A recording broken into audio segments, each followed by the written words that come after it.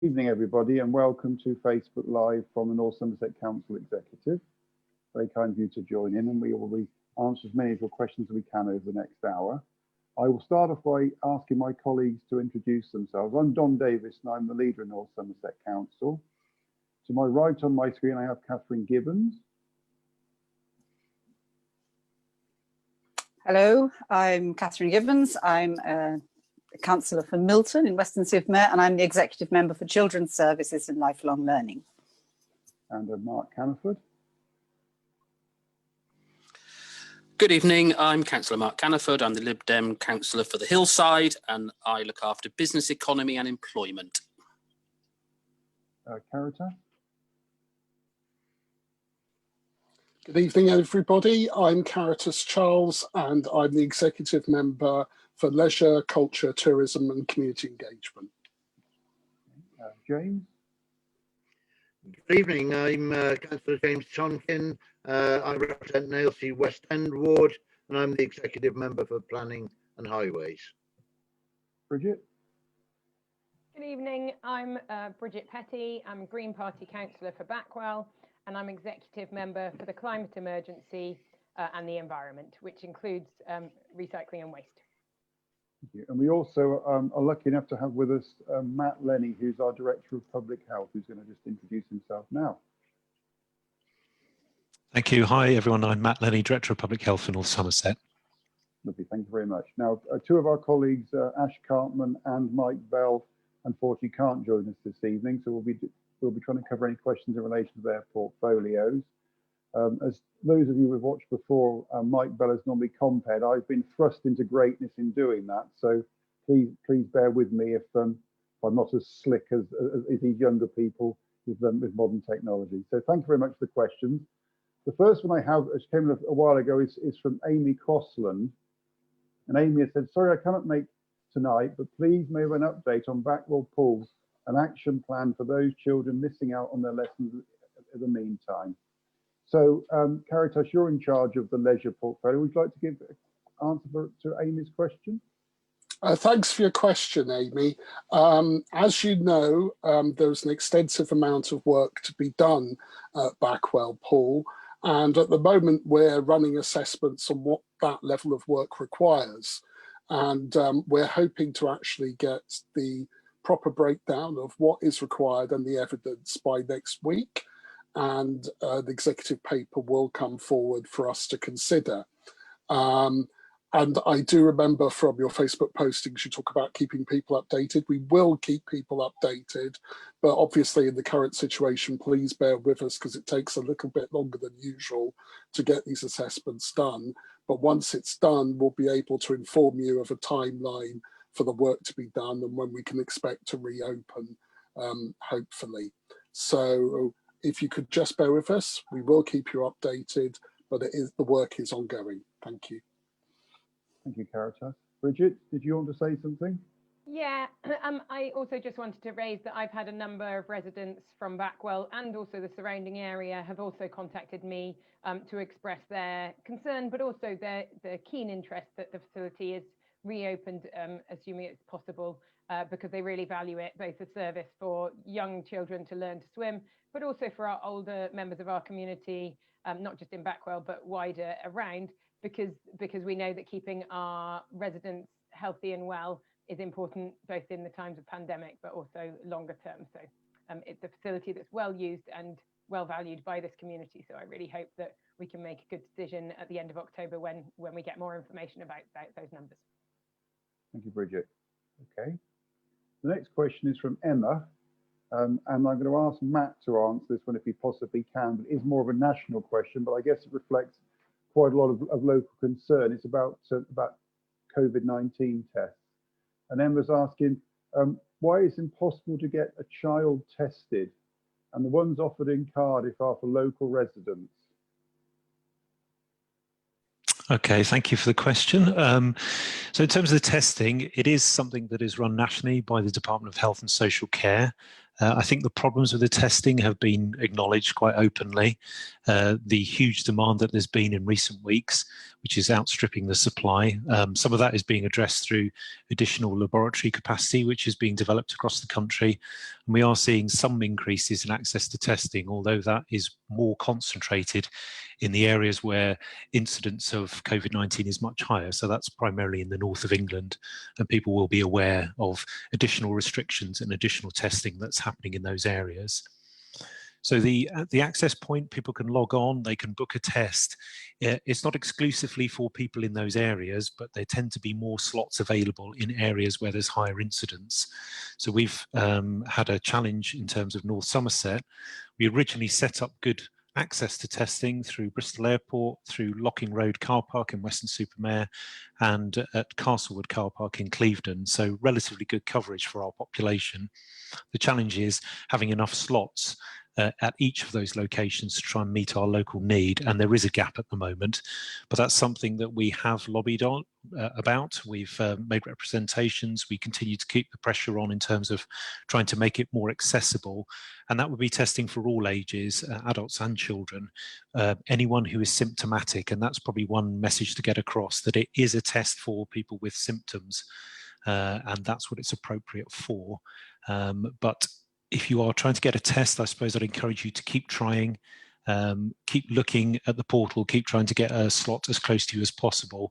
But I do understand the frustration, and ideally, and hopefully as soon as possible, we'll be in a position where it's much easier to access a test locally. Okay, thank you, Matt. I guess we should also say that we as a council have written to the Minister, Matt Hancock, asking why there isn't test availability. I don't think we've had an answer back yet, but I think you've probably covered to some extent his answer in a slightly different way. But we are putting pressure on as well all the time, both through Matt's professional network and politically. Catherine, you want to say something? Yes, I just wondered if I could ask a question that's been sent to me by somebody about testing for young children. And I don't know if you have any idea whether the government has plans to introduce the sort of testing they've been doing in Italy, where they have drive-in, they call it baby clinic, but it's from 0, I believe, to 10, and they do very fast testing of children, which seems to be working quite well and reassures people. So do you know if our government has any plans to introduce something similar? I haven't seen anything specific in terms of a particular type of service for young people. I mean, what you describe is interesting there, and I think part of this is about learning from what's happening in other countries and trying to implement that as quickly and as effectively as possible. But there are different strategies being used in different places. So I think that's something that will be continued to be thought about. Different population needs, whether they're younger people or older people who may struggle to do some of the tests as well. And of course, some different types of tests that might be available. For example, saliva test is one of those that's being talked about. So I think we'll keep an eye on that. There's no definite plan at the moment, but we're going to try and do as much as we can to make it as easy and as relevant for different population groups as possible. Thank you. Thank you for that question, Emma, and I do hope that you can sort that test out as soon as it's possible. Thank you. I've got a question from John, which again is on COVID-19 and the protections around that. John says, I'm wondering why there are so many restrictions placed on pubs and restaurants, such as sanitizer points, cleaning, contact points, etc., or shops, including supermarkets, don't seem to need to sanitize anything. Pubs need to sanitize tables between customers. I've never yet seen a supermarket sanitize a self-service checkout at all. I must admit the one I went to in Bristol last week was doing some sanitizing on self-service areas, which I think it was as was, but I can't say I'm speaking from a massively wide sample beyond one. Matt, perhaps you'd like to comment on that first, and I'll ask colleagues who want to join in. We may have some people with retail experience. Yeah, sure. So I think I've also witnessed cleaning in supermarkets, both around manned tills, if you like, and also the self-service ones. So there may be a variety of what people are doing. I think what we have done proactively is try to communicate with all of our businesses and our retail premises and pubs and restaurants to try and make it really clear about what protective measures can be taken in those settings. And we are getting good engagement from those settings as well, including things like putting up the new QR code for people who are using the app to register their entrance and exit from different buildings. So It is an ongoing challenge, and I know it's challenging for businesses in terms of trying to keep up to date with all of the guidance and to be able to put all the measures in place. But what we have seen is a good response from businesses in North Somerset, I think, and people are generally taking those responsibilities quite seriously. But when we do get reports about individual issues, then we do have officers, our environmental health team, who will pick that up, or our licensing team, and get in contact with businesses and make sure that they are following the right procedures. So you know, if you have any concerns, then that's a good place to put them, and then we can try and deal with them effectively. Yes, and I think your residents, you are our eyes and ears out there. And if you do see bad practice, then please let us know and we'll take action. And I know from my own experience that our team have been doing follow-ups with premises whose activities perhaps are slightly lacking in relation to following the rules and are now doing so. Mark indicated he wished to speak. Yeah, just get a little bit more information. I mean, I run retail, as most of my colleagues know, and many of those who elect me. And most retail environments are advised to do the things that you want to see done. So in my business, we have plenty of sanitizer. We wipe down the machines regularly after someone's used a pin pad if they can't use cashless. So those things are going on. But we do have a team here to advise and help. It's not all about forcing an issue. Sometimes people just aren't quite aware of the amount of sanitizing they might have to done. So if there are any businesses listening in, they just need to get hold of us for some advice, because that's what we're also here for, to make it safe for you, to also make it safe for the retailers and their staff. So that's what we want to do. And I'm sure Matt would issue any advice that's needed. John, can I come in? Bridget, please. It was just noting on that Matt referred to the introduction of QR codes, and I was somewhere recently where I think that there's a system where there was a QR code system, and now the new NHS system needs a different scannable thing. So I was in a Costa, and it seemed like it was incompatible with the new NHS thing. So I think there's something about either clarifying where you are. But my second point actually is that an older person that I knew had gone to a pub recently and didn't have a smartphone, and she was almost being told that she couldn't enter. But from what I understand, and I think Mark and Matt will probably clarify, but I think that establishments must have a provision to accept that information manually. So our residents who don't use smartphones can still go and use our businesses, but if they start to get any pushback, then they can say, I would rather leave my details manually and still continue to use that site rather than being turned away. So I thought that was a helpful point to make clear for people. Yes, I would agree. That is a really good point about leaving messages or leaving details manually. And also we know that some older phones don't work with the QR code. So there could be a gap for those individuals as well. So I think that's a point well made. And I think, Don, it's the same. Again, it comes back to the same. If those businesses aren't sure what they need to do and how they need to do it, just come to us for the advice. We can tell them how they need to do it. We can advise them the best ways forward and good practice, and we can solve all those problems. And no one needs to be turned away from these businesses, because we don't want people turning business away at this time.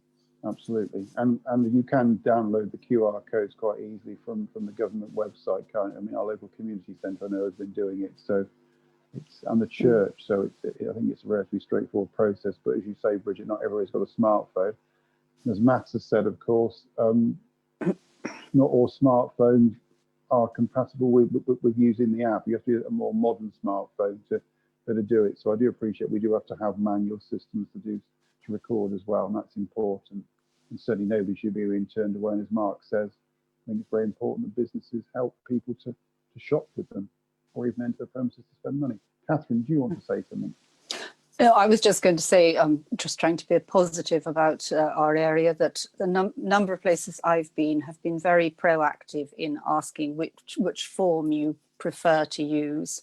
And also to encourage people to download the NHS app, because if you do have a smartphone, to scan the QR code with that is a lot simpler than scanning it on your phone through the camera, because then you have to do a filling in of your details on your phone, and it's quite cumbersome. At least with the NHS app, you just scan the QR code and that's done. But yes, if you haven't got either of those, just ask for piece of paper to write down your details. They should offer it if you don't, but yeah.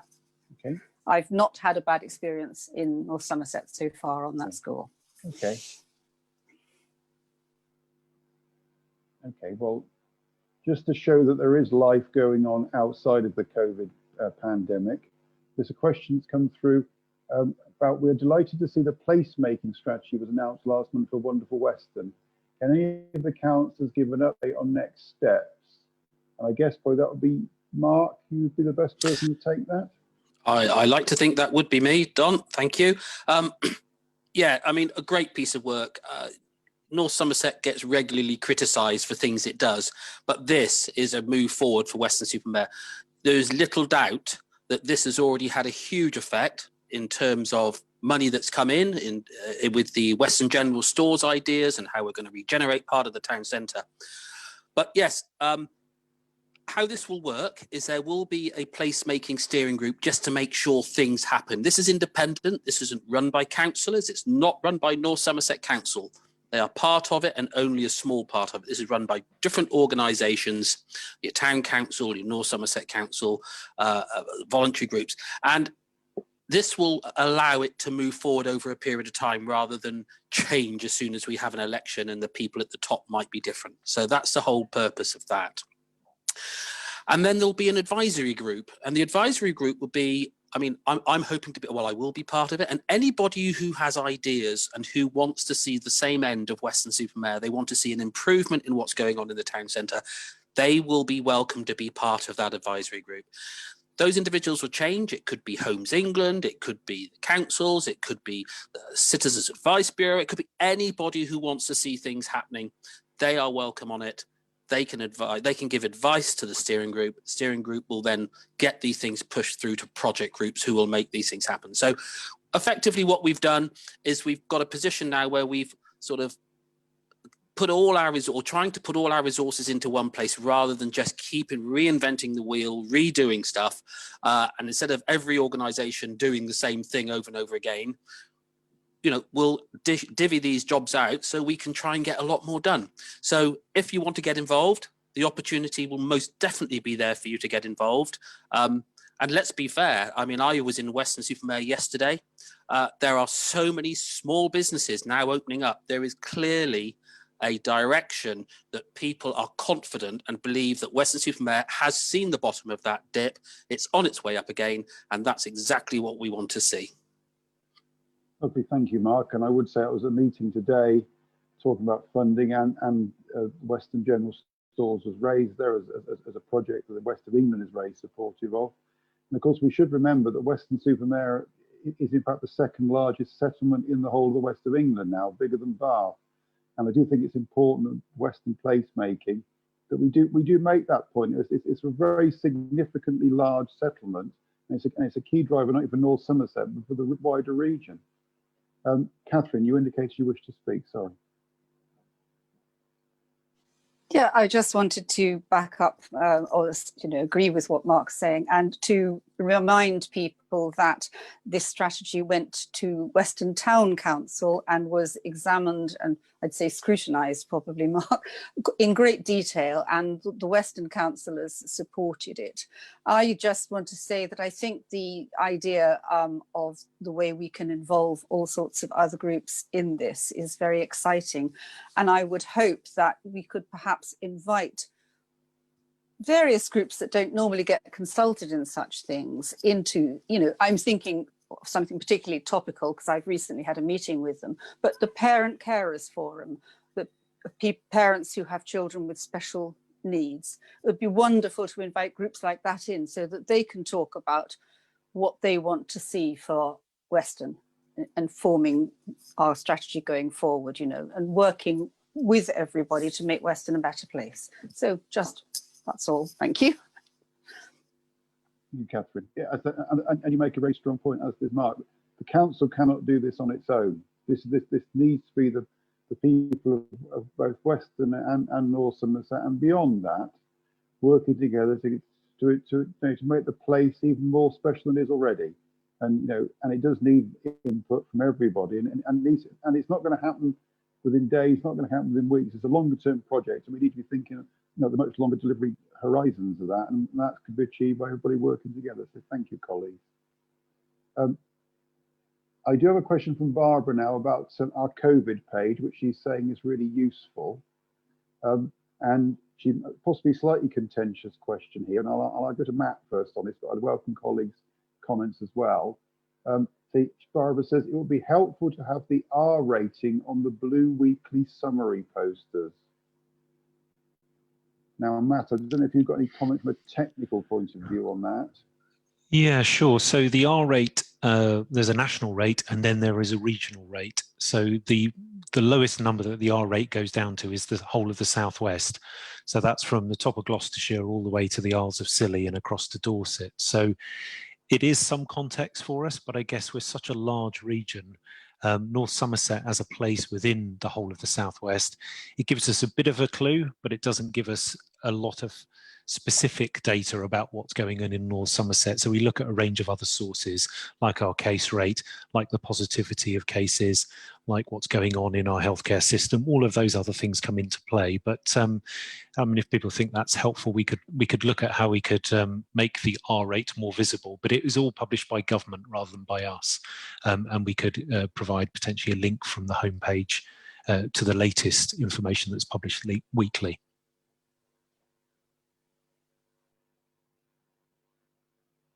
Okay. Bridget, did you want to say something? Yeah, I think that some of the challenges we've had, and that's what Matt pointed to, is that some of the reporting or the data is kind of held nationally, and there's a local authority. We don't always get as much raw data as we might want to be able to express it in a way best for our communities. Well, that's my reflection, and maybe my personal reflection is I would like the R rating to be helpful, but never quite find it as helpful as I might expect. And maybe that is because either it's for the whole of the southwest, or for me it's quite a vague, the kind of from 0.8 to 0.9, or often it says from 0.8 to 1.1, and it just feels like the range is not a particularly I don't know, I don't find that as a robust piece of information. I'm not saying that we don't want robust information, and I'm just feeding back that I've kind of continued to work with Matt and Mike Bell on ensuring that the data and the way we're presenting our data is hopefully most effective for our residents and most helpful for our residents. I want us to continue to have really good information flow, given that sometimes what central government gives us isn't as good as it might be. But, so in that context of, we're trying to do our best to provide something that is constructive and helpful. Thank you, Bridget. I don't know if Caritas, did you want to say anything from the sort of communications viewpoint on this? Because I mean, I guess that how information is coming out more generally, perhaps just rather than the R number. Yes, and it is very tricky because, as Matt said, it does cover such a wide area. What we are looking at is the kind of quality of information and how that's actually put out. And also what we want to do as well is to have information that clarifies the rules and regulations in a very clear and succinct way, so that we can work together as a community to contain this virus and come out the other side of it. And I think that is the bigger priority. And I think sometimes these R numbers and figures can give some false perceptions. I think the priority we have to communicate is how we can work together to defeat this, and how we can actually do this positively as a community. So that's one of the priorities we're looking at. I think I would agree with there, Caritas. It's a mixture of things, and just using one number alone may be misleading and may give people the burst is over. Whereas I think that, as has been proven in the last few weeks, nowhere near is the worst over, and we've got to be very, very cautious and follow the guidance around the hand washing, the distancing, and just behaving in a sensible manner in relation to the guidance we've had. And I guess, Matt, I suppose this is a question for you, and again, please feel free to answer as when.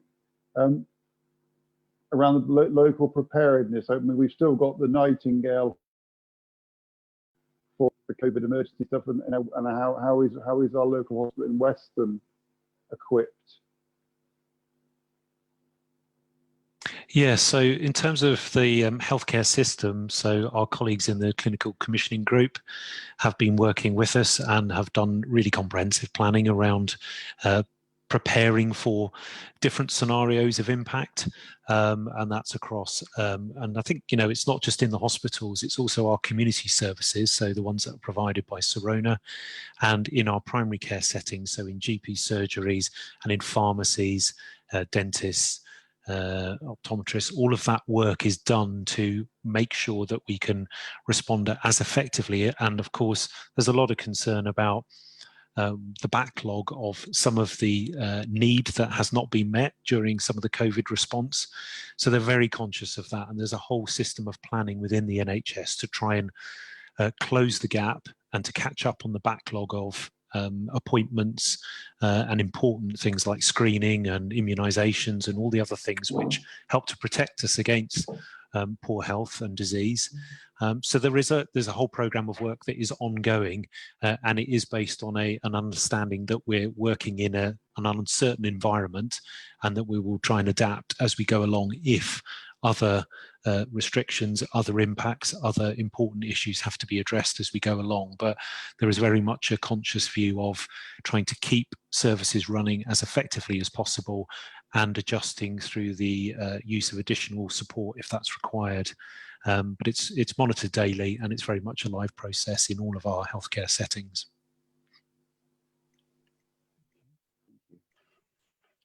Don, could I just add at this point and mention our social distancing measures, that we're currently actually going through a review of the validity of all of these schemes that we put across our towns and villages over the last 6 months.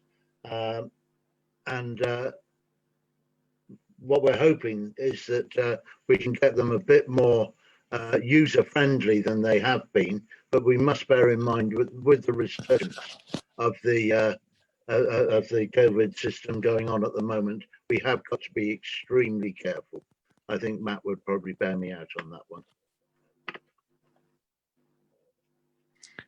Yes, absolutely, James. It is about thinking carefully about what we do and what the impact of that might be, but it is trying to work with our communities to make them as vibrant and as livable as possible.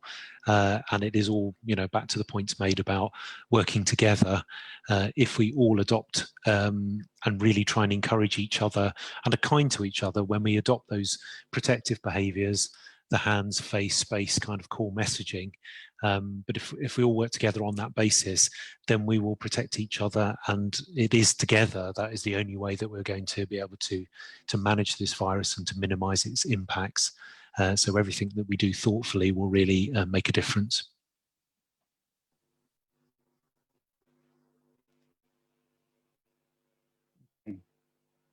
I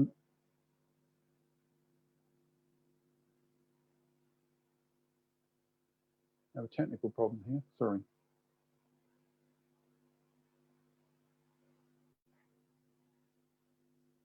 We had a question about, and I've lost the name of the person, so apologies, my screen is frozen. And this is for Bridget around the new waste contract.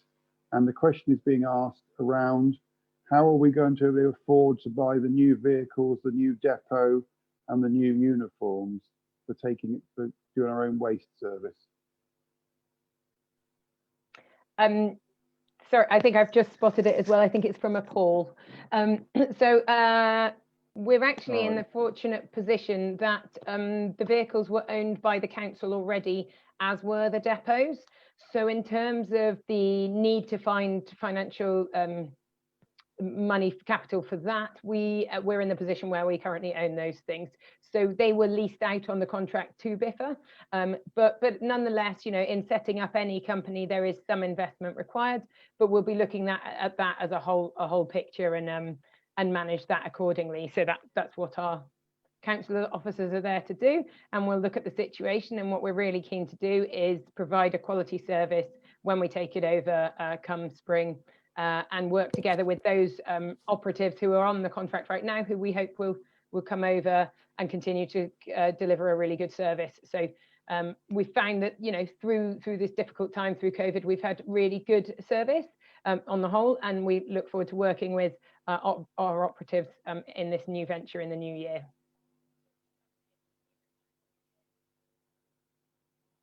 Okay, thank you. Okay, I'll move on to, I've got a question from Helen. Helen says, one of the Southwest Councils, Dartmouth, I think, are promoted a weekend and encouraging residents to all shop local that weekend and spend between £5 and £10 each in small local businesses. Is it something we could consider doing, promoting in North Somerset? And she says the Eat Festival last weekend was buzzing. So perhaps Mark, would you like to comment on that first? Yeah, that great idea, and I think Dartmouth is a promotion they're looking at and they're running. Just in terms of, there's a couple of questions about small businesses and about online shopping. There is one really good thing about online shopping. That does give an opportunity for smaller business to pick up the incidentals, the things that you forget, the things you can't get. You can only get online shopping once a week, or it would only probably be economic too. So it does allow other businesses to sort of step up and pick up other bits of that business, and we've got to become really good at that.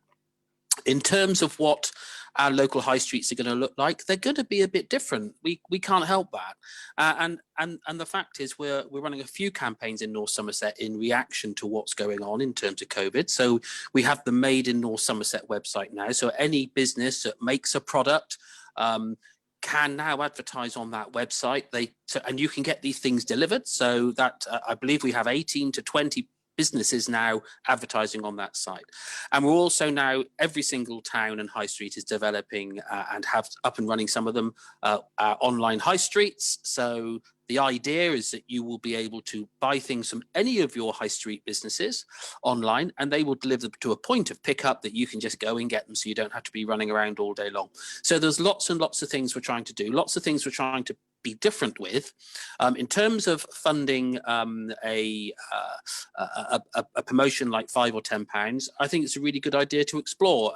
But that's obviously done by Dartmouth Town Council, and I think we should talk to Western-super-Mare Town Council. It might be something worth working with, or working with the bid and something like that. So I think it's a great idea, and I've noted it down, and we'll look at what we can discover and discuss and see who might be willing to fund something like that. Okay, Bridget. And bringing in, I mean, I think I completely agree with the idea of supporting our local businesses and encouraging each other and the residents to spend money on our local businesses, because in a way, we often say we support them or we like them, but it's actually about spending the money with them that actually proves that, and that's what these businesses require. I think that there are such a good number across all of North Somerset of small businesses who have really stepped up to adapt and respond to the situation we're in, often offering a delivery service. I think that Made in North Somerset is a fantastic step. I was really delighted to see today that I think the post office in Long Ashton has started offering some vegetables loose and just with no packaging. It's that kind of incidental popping along to the local shop and finding you can pick up some seasonal vegetables that is not wrapped in plastic. And I think for those of us who are interested in responding to the climate emergency, actually shopping local is a really good thing you can do, supporting the economy, keeping the money in the economy, and reducing that kind of potatoes transported from across the country, etc. So, if we can support our local producers, our local farmers and our local shops, I think that is all of us making a commitment to respond to climate change and supporting our local economy. So I certainly believe in that. Catherine? Sorry, yes, I certainly agree with what Bridget's saying about doing whatever we can to reduce the amount of plastic that's involved in our shopping. Today, I think the government has finally come good on what it promised to do back in April, to ban cotton buds, the plastic cotton buds, single-use cups, and of course plastic straws. And they talk a lot about the concept of personal pollution and the sort of things we can all do as an individual to stop that. And I think that the idea of having a shop local promotion and combining it with that awareness would be fantastic for our communities in North Somerset. And kind of on that note, the sort of the personal responsibility also ties into the whole COVID crisis, doesn't it? Because we all have a personal responsibility to do what we can to help others by following the guidelines, tying that into trying to help the planet by having a personal responsibility and reducing our consumption of plastic wherever we can is, I think, kind of empowering to people. And if we can do as much as we can in Weston and other towns to make that more high profile and more possible, then that's great.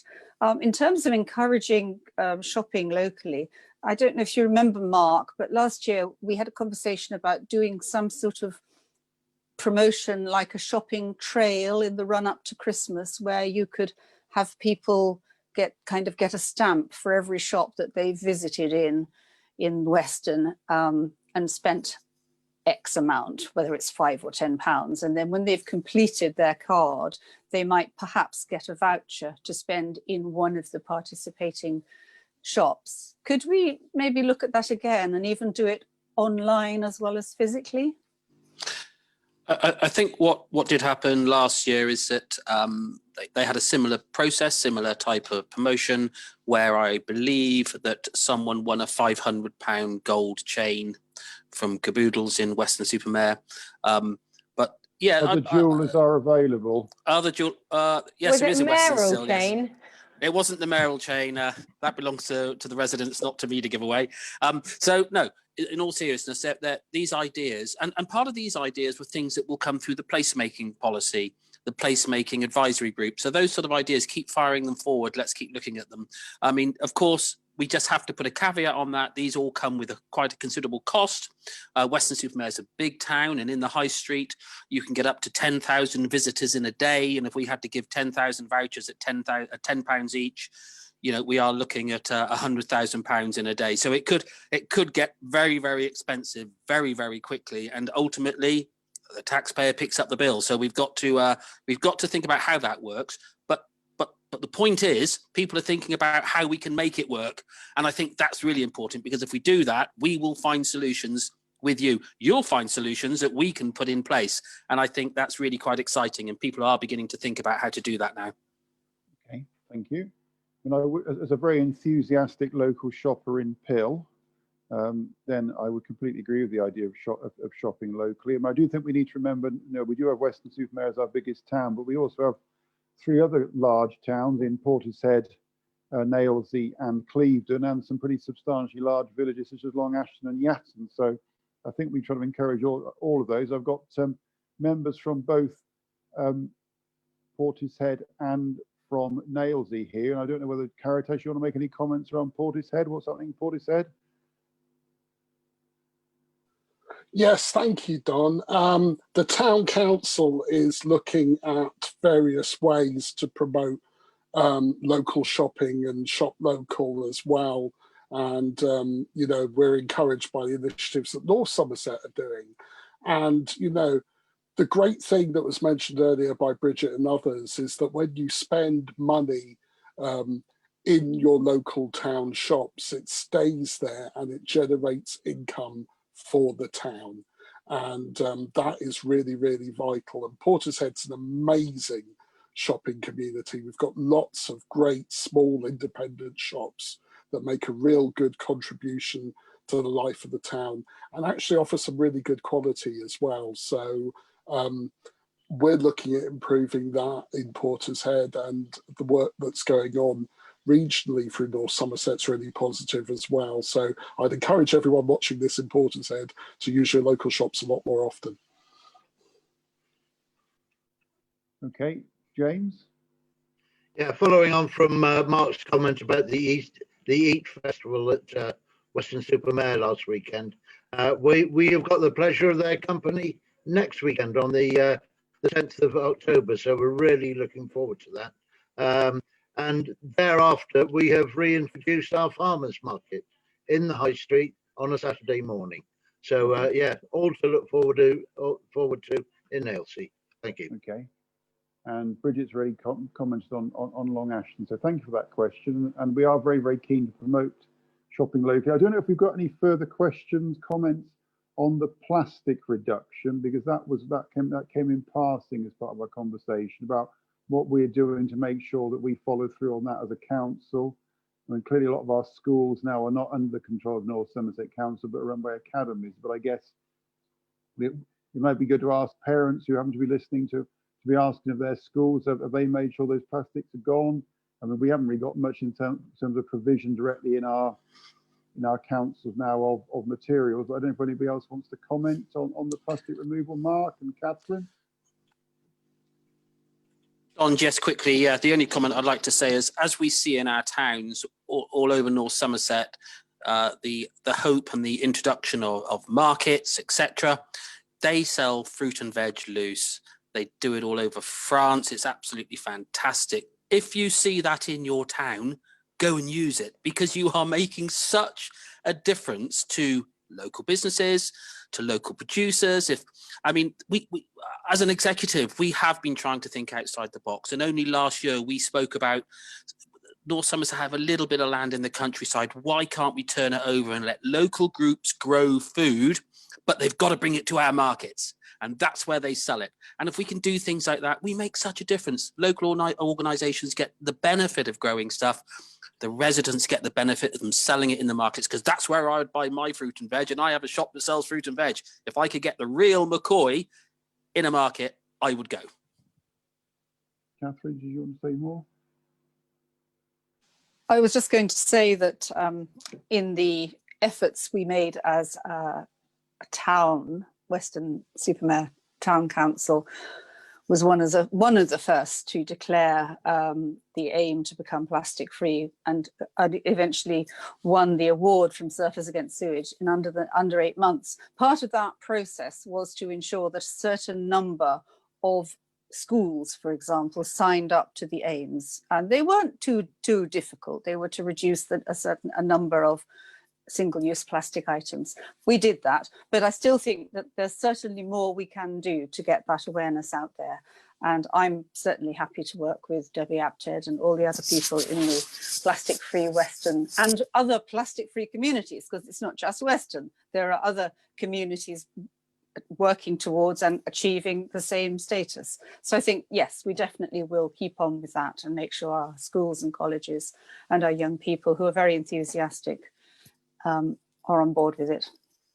Okay, and just as an add-in, before Bridget comes in, Janine says that she's a trustee of the community scrap store. She said, we help with collecting business waste for reuse. If any local businesses have excess stock of straws or cotton buds, we'd be happy to take them off their hands. Did you want to say anything, Bridget, finally on this topic? Yeah, I probably have a couple of things to say. Being a parent of a 5-year-old and 2-year-old, you find that they come home with craft projects of straws, and you kind of cringe if you're a bit of a green-minded person, but it's still in the, sorry, there's children background noise as well. It's still part of the kind of the craft work of children. And I'm really delighted to find that some of our coffee shops have started taking your reuse cup again. Here's the easy thing. You put it on the kind of the surface, and they pour the coffee and the tea in it, and they don't have to touch it, and you still get to use a reusable cup. So that happened to me yesterday, and I'm really pleased to see that, because we all were working hard to reduce that single-use plastic cups, that kind of thing. And I think we can start to get back to that a bit. Obviously, we all have to follow some things. Final point was knowledge of what's seasonal. So Mark, go out and grab your corn on the cob right now, because sweet corn is in season. Broccoli stores have had that, and that's I just love this time of year for that. So that sharing that knowledge of what I should be buying because it's seasonal, I think is something that some of us have lost, and I'm not saying all of us, but my parents used to grow, my grandparents used to grow it, so I know this is corn on the cob season. Just for balance, Bridget, there are other vegetable sales outlets in North Somerset. What, other than broccoli stores? Yes, they've got two. They've got three name checks now. No, I said John Aston before, so I think it's different if you're. I thought Don was going to say there is other vegetables. Yeah, I thought he was as well. Don, I would just like to say, if I can, and I think that as Catherine brought up a very good point, and cleaner coastlines, I today made the effort to go and see the shrimpers at Burnbeck Island, who have a medieval right to fish for shrimp. And I went down into the bay with them and opened their nets. The amount of plastic in those nets was horrifying.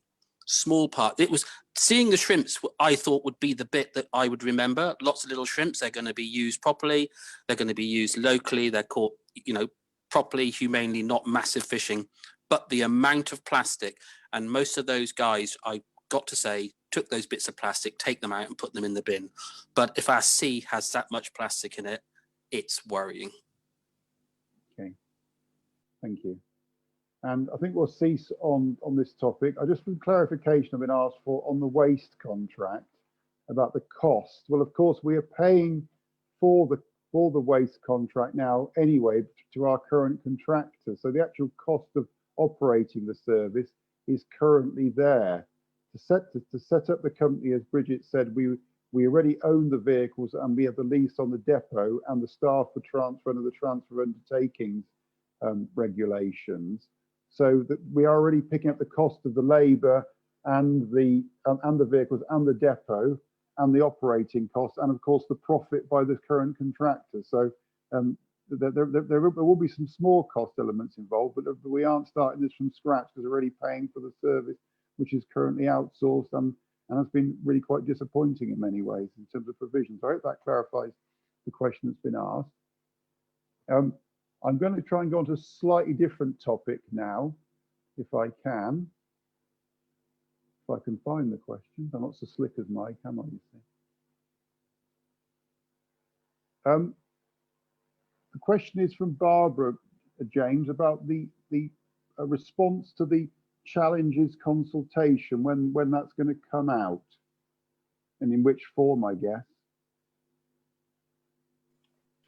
Well, the timeline on that at the moment is that we're going through the challenges document at the moment, or the responses to the challenges document, and that should be completed probably later in this month so that we can put out the choices consultation from the 2nd of November through until the 14th of December.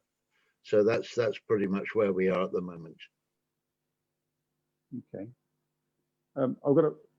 We would never be where we are with that question on parking. I've got several, but I'm going to I'll take one to start with, and it's from Kimberly, and she says, even in all, if the on-street parking is going to be enforced, which she said the parking on pavements, would the council consider lowering drop curb costs or enforcing landlords to put in driveways if a house has the availability?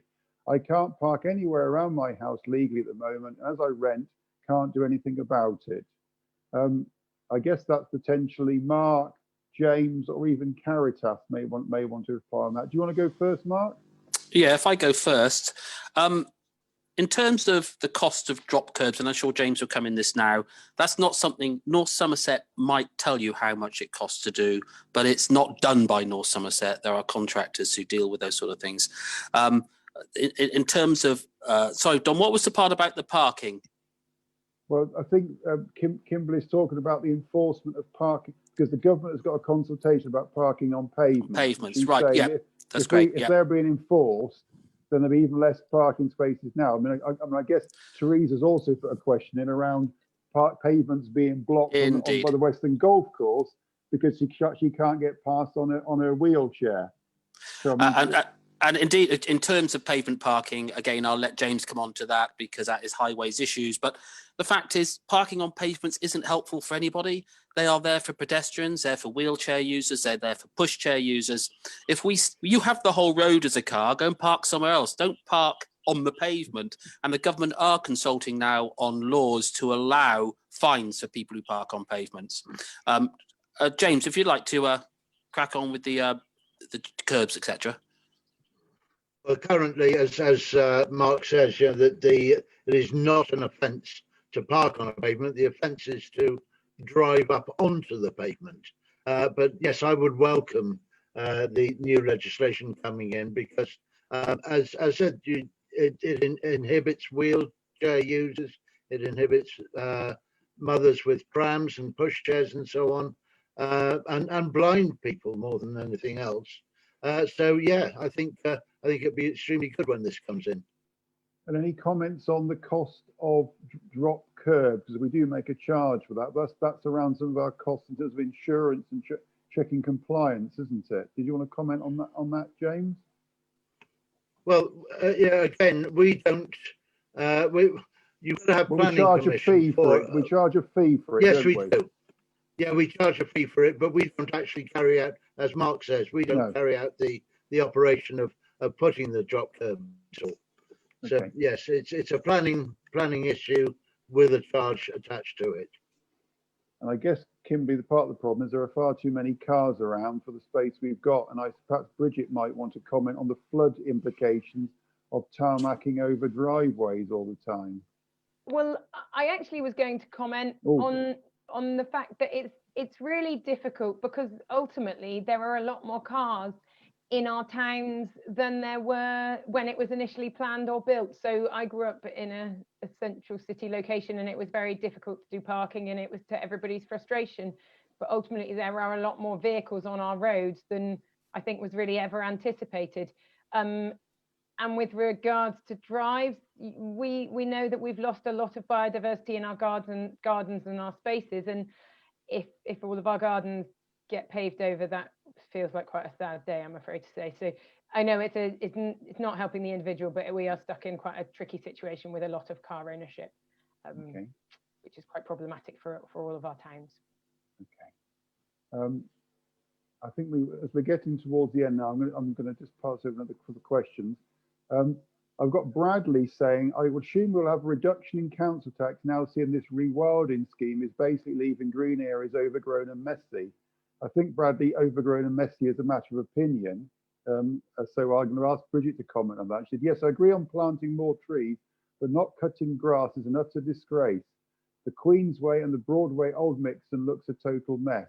I mean, in terms of our total budget, Bradley, I would have to say, sadly, that the grass cutting is a very, very small part of it. I mean, our biggest spend is on children's and adults' social care, which is about 3/4 of our 160 million budget. So the amount of the cost saving on grass cutting is really quite small. Do you want to comment on the rewilding programme, Bridget?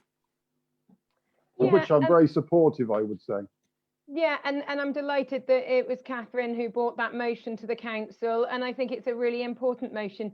I do absolutely hear and value that people have differing opinions, and that is something we have to deal with day in, day out, and everybody has the right to that opinion. I think it's really important that we keep some areas in our parks ready for playing football and exercise and sports, and we absolutely will continue to do that. But what we've seen is that we have a serious problem with nature and with our biodiversity and the wildlife.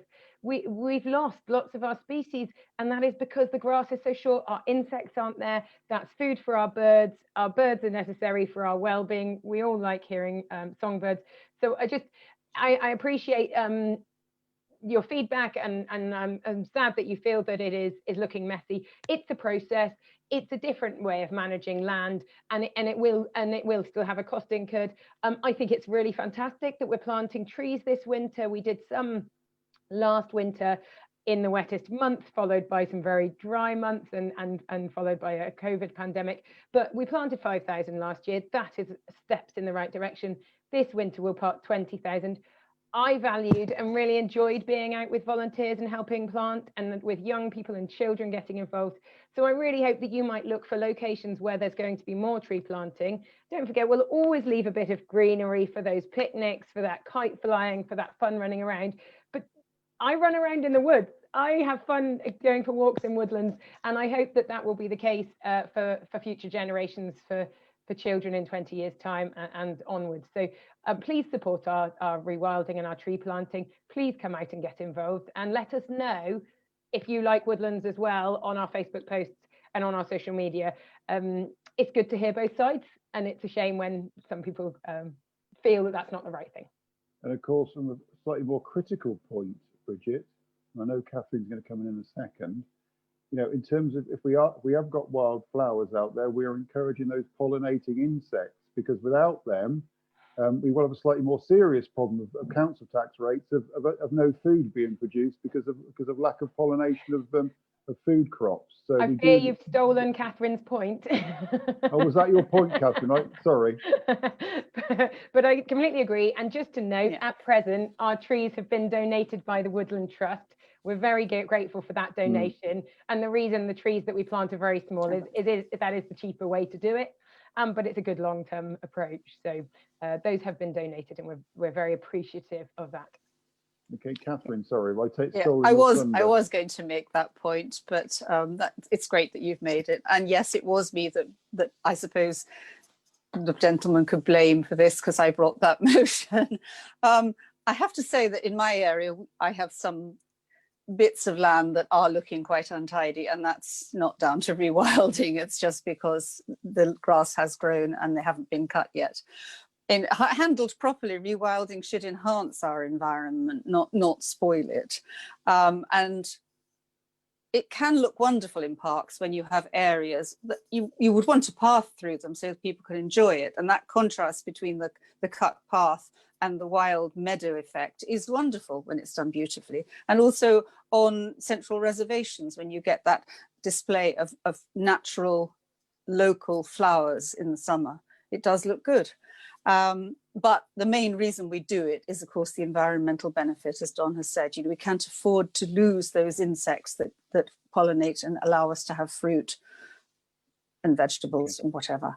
The other point I was just going to make on what Bridget was saying about the tree planting is a plea, please. When we plant our next lot of trees, don't remove the plastic spirals that are around them. We did some litter picking in the ward just next to mine, in Winterstoke Ward, along the side of Hutton Moor playing fields, sorry. And somebody had removed all the spirals and put them aside. I'm sure that they did it for the right reason, but we do need those plastic protectors on the little trees, the little whips, when they're first planted. They're meant to stay there for 2 to 3 years. So I know they're not that beautiful, but they're there for a very valuable and important purpose. So when we plant them next time round, just let them be, please. Thank you. Okay.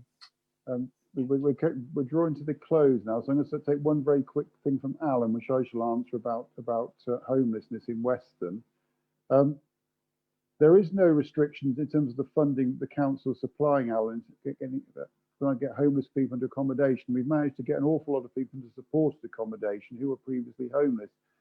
And we are out there, the outreach people are there every night. Sadly, some of the people that are sleeping rough in Weston are choosing to do so. It is not because of us wanting to get those people into accommodation. They have chosen deliberately not to engage. So there is we aren't rationing funding on this. It's the people deciding their own volition they wish to stay as rough sleepers. I've got one final question that we'll try and get through, which I think is important. It's around business support. Should we have a further lockdown? I don't know whether, Mark, you would like to comment on anything we're planning or thinking of. Should there be another lockdown, a local lockdown? Currently, if we have a local lockdown yet, I mean, in terms of support, the government haven't announced any particular support now. In terms of support from the council, we will always be there to offer as much advice and to offer as much sort of direction as we possibly can. But until the government offer further money for grants, then that's a bit of a difficult situation for us.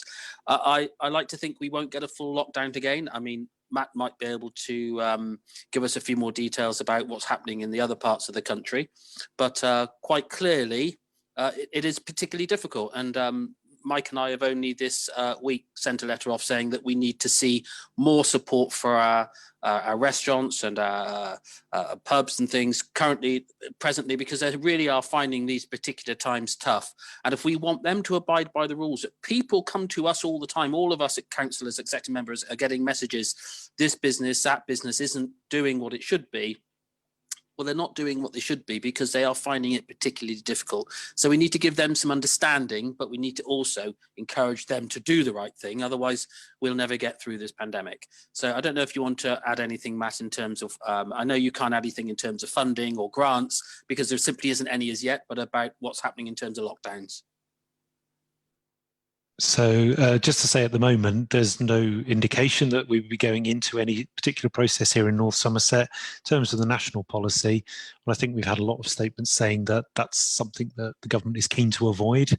The localised restrictions in those areas where there's much higher incidence of COVID, they come in a variety of forms, and we're seeing new information being published each day about what's happening in the Northwest today. There's been some new restrictions been put in place. So it's quite a mixed picture. At the moment, both North Somerset and the southwest of England generally is relatively low in comparison to other parts of the country. But we have to keep a close eye, and we will obviously respond to any new guidance that comes out from government, and we'll continue to look at our local figures and make sure that we're planning for different scenarios of what could happen.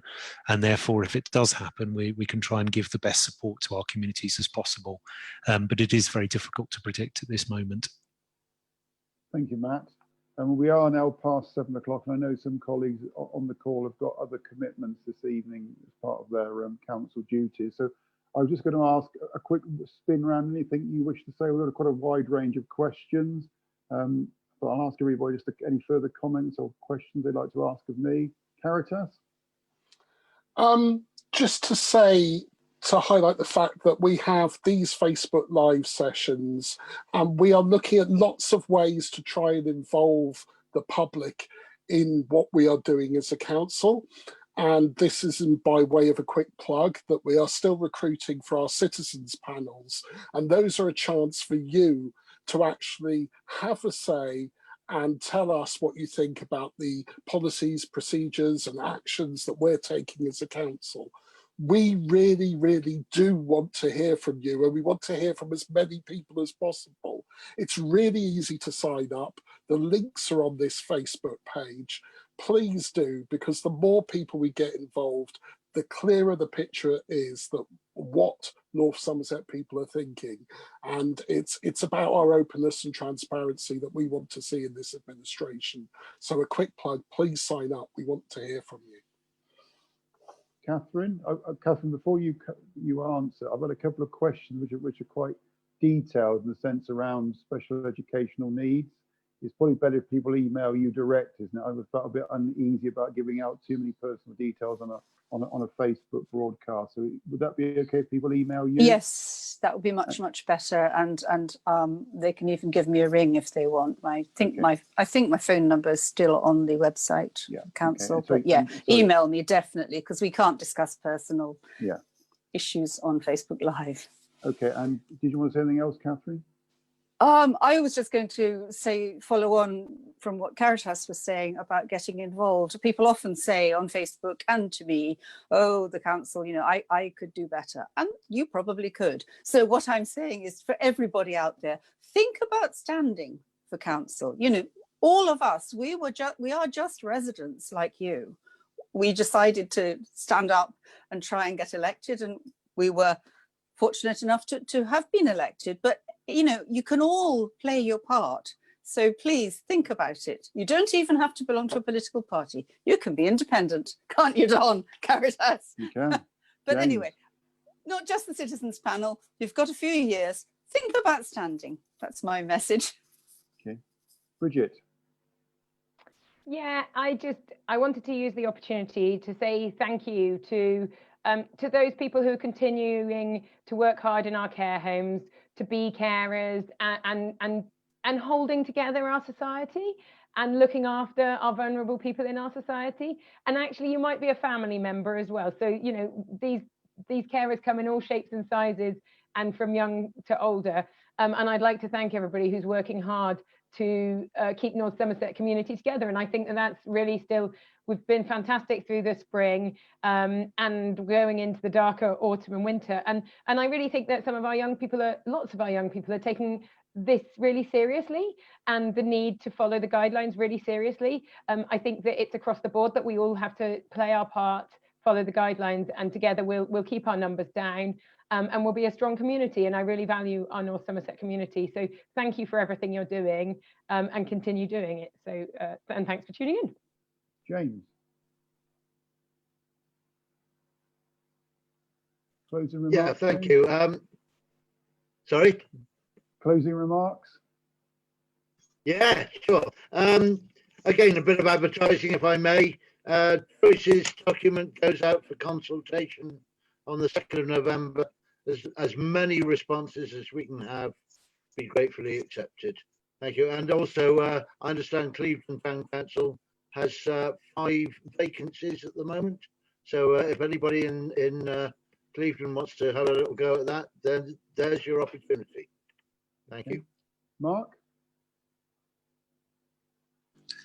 Thank you, Don. I just want to just quickly add, in the same flavour of everyone else, if you're one of our businesses in North Somerset, anywhere in North Somerset, stick to it. We do understand that it's tough. We do understand it is hard times for you.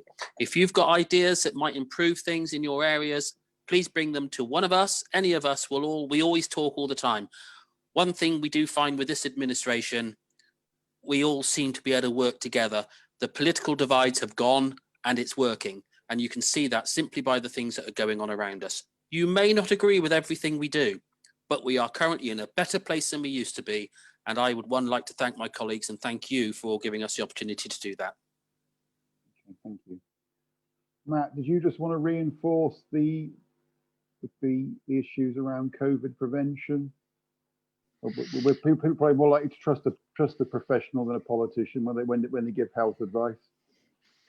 Well, I think the main point is it's advice coming from everybody. It's that consistent messaging, and it's easy to concentrate on the things that aren't working quite so well. But I suppose I'd just like to say a massive thank you.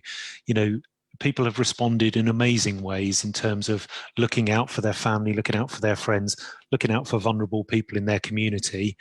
It's hard work to keep going with a very different form of life. I totally appreciate that, and we're all experiencing that in different ways. But thank you for sticking with it. Keep going with those behaviours, and ultimately, I'm seeing lots of kindness being shown to people across the community. And keep going with that, because we keep being kind to each other. You know, we won't go too far wrong. But thank you for your support, and hopefully together we can get ourselves to a better place soon. Thank you, Matt, and thank you for coming tonight. So I'm just going to finish off now. Just a bit of information. The track and trace support payment scheme for those who are on low incomes for the £500 payment. The initial details are on our website now, and you can see whether you're eligible and the way in which you can claim. The claiming can start from the 12th of October. It can be backdated to the 28th of September, the beginning of this week. The full details are on our website now. So I'd like to say thank you to colleagues for being here tonight and answering these questions, particularly Matt at short notice coming on. Thank you for that.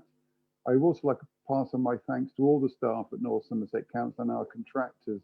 You know, it's amazed me as to how people have reacted so quickly to these constantly changing circumstances, and you've done a wonderful job, and I know you will continue to do so. So thank you very much for what you've done. We do seem to be doing quite well in terms of the league table in the COVID infection rate, and that's not down to the council. That's down to the citizens of North Somerset acting in a responsible way and following the guidance and and looking after each other. So I think there is certainly, thank you very much for what you're doing there. Please continue to follow those guidelines, and I think we can get through this, and we won't have the situations that happen in other parts of the country. But that's down to us to do the things and continue to do the things and take the advice from the likes of Matt and and from central government. So thank you on that. Thank you all for watching. We'll finish off now, and there'll be another one of these next month. And we really appreciate your input and the fact you take the time to ask us questions. And sorry we didn't manage to get through all the questions tonight, but thank you.